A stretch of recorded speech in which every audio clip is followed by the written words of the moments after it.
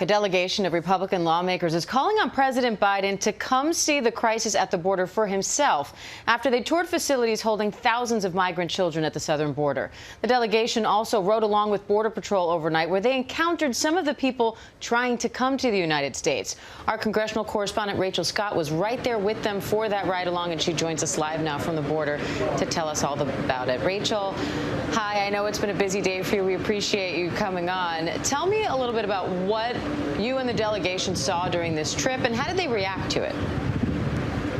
Well, Diane, we were out very late last night, past 1 a.m. in the morning. This delegation, a group of 18 Republican senators, got to see for themselves firsthand what it is like at the border along here with us. We walked. They crossed paths with migrants. They saw some of the conditions. They saw the dark paths that many of these unaccompanied children, these migrants, are walking through in order to get here to the United States. Today, they're out on a boat tour with the Texas Department of Public Safety. You can see just behind me right there, that is Mexico just in the distance. We actually went out with state troopers on the boat for about an hour earlier this morning and just got to see how close in proximity this is. It takes just about minutes for these unaccompanied minors, for these migrants, to get from one side, from Mexico, to the other side. Last night we were out with all of these Republican senators. I got a chance to talk to many of them as they were seeing these conditions for themselves, and they were outraged by it. They were saying that now is time for President Joe Biden to come here and to see it for himself. They were calling out President Joe Biden for not allowing press access, not allowing reporters like me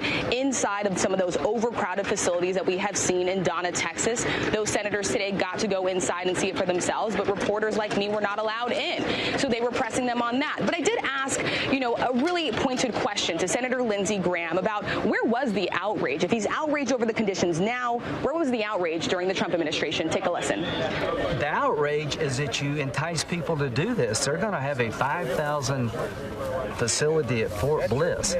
What President Biden did today in that news conference was a disaster. He told everybody in Central America we're going to improve conditions. What he did is created a human tsunami that's going to come to the United States. He didn't mean to, but I don't think he understands his own policies. The reason this trail is so worn is in the last 2 months, there's a green light to come into the United States. Yeah, Senator Lindsey Graham there saying that Biden is giving people a green light to come here. Certainly the messaging that he's not going to turn them away. But it's also important to note that this is a crisis that both administrations, Trump and Biden, administrations before them, have had to handle. We saw some of the conditions in some of those facilities under former President Donald Trump. They were called out for that as well as the Biden administration is right now. So many are talking about these Republican senators and saying, why weren't they speaking up more then when it was under the Trump administration, Diane? And Rachel, President Biden was grilled by reporters about this border crisis yesterday and about the fact that the press aren't being allowed into those crowded facilities. And he seemed to ask for patience as he tries to address this. He wanted a bit more time for his policies to kick in. So what is the administration doing about this now? Yeah, well, he really didn't even give a firm answer on when reporters would be allowed to go inside. One reporter, one camera was allowed into one facility earlier this week in Carrizo Springs. I was there as well. That's about 4 hours away from where I'm standing right now. But that facility was under capacity. So it's a very stark contrast, far from the reality of the conditions that we are seeing inside the facilities like Donna, Texas, where you have children, you have migrants, you have children under the age of 18 sleeping on the floor, packed closely together. We're still in the middle of a pandemic. They're separated by plastic. They have foiled blankets. I mean, this was just a stark contrast to what the access that was given to us by the Biden administration to that one reporter and that one camera that got to go inside. The children at that facility had classrooms. They were playing soccer and basketball inside. So not all of these facilities are clearly the same, and that certainly was not the standard across the board there.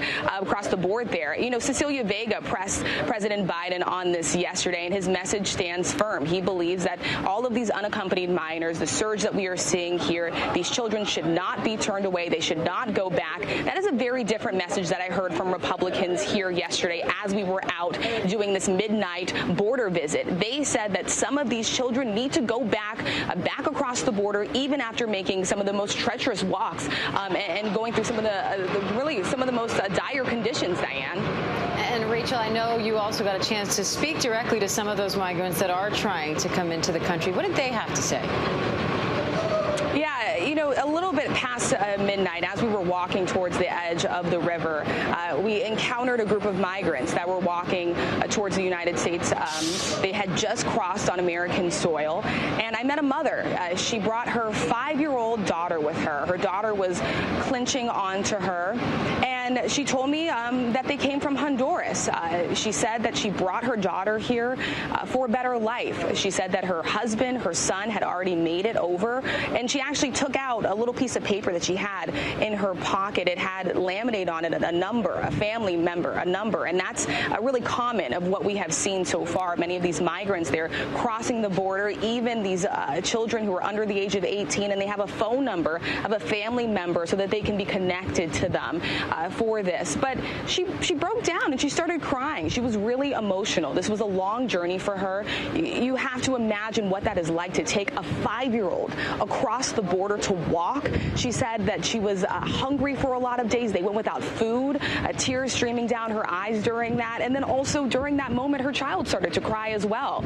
We also met a 17-year-old. He told me that he came from Guatemala. He said that he was just here for a better opportunity, a better future. In fact, he has no family members here at all. And those two didn't even know each other prior to this. They actually met as they were making this journey across the border, and they were together during the last leg of it. He told me that he was on his feet walking for over a month just to reach the United States. And they finally got here, and they said that they're looking for opportunity, that they're in search of that American dream, Diane. All right. It's heartbreaking to hear what these families are going through, and definitely a crisis the U.S. will have to address quickly. Rachel Scott on the border in Texas for us. Rachel, thank you. Hi, everyone. George Stephanopoulos here. Thanks for checking out the ABC News YouTube channel. If you'd like to get more videos, show highlights, and watch live event coverage, click on the right over here to subscribe to our channel. And don't forget to download the ABC News app for breaking news alerts. Thanks for watching.